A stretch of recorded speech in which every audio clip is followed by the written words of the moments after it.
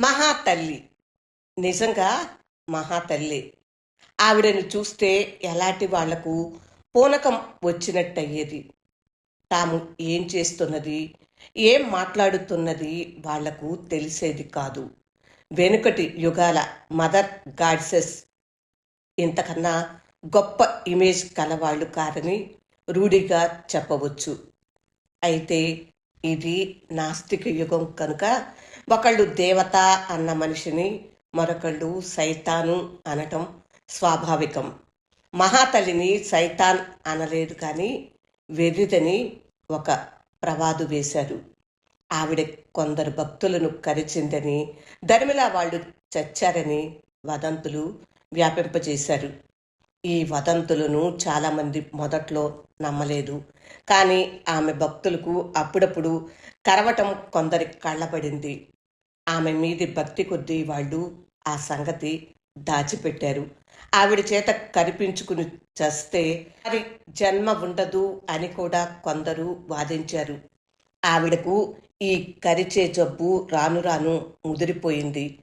ఆవిడకి పిచ్చి అన్నది దాచేస్తే దాగని సత్యం అయిపోయింది.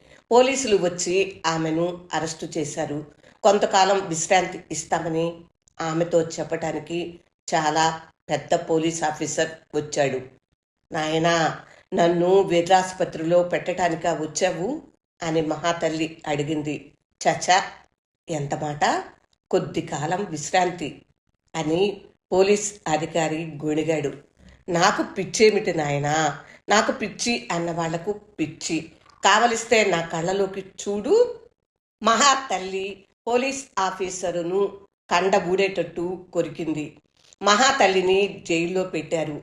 భక్తులు వేల సంఖ్యలో ఆమెను చూసి ఏడవటానికి వచ్చారు. నన్ను పిచ్చిదాన్ని అంటున్నారు, ఇంతకన్నా అన్యాయం ఉందా అంటూ మహాతల్లి అందిన వాళ్ళందరినీ కొరికింది.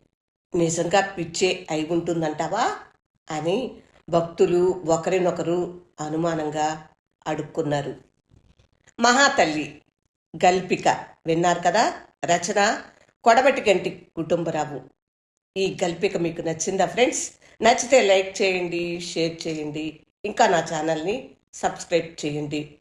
విభిన్న కథలు, కవిత్వం వనజా తాతినేని ఛానల్ సందర్శించండి. అక్కడ కొన్ని కథలు, కవిత్వము విని మీ స్పందన తెలియచేయండి. నమస్తే.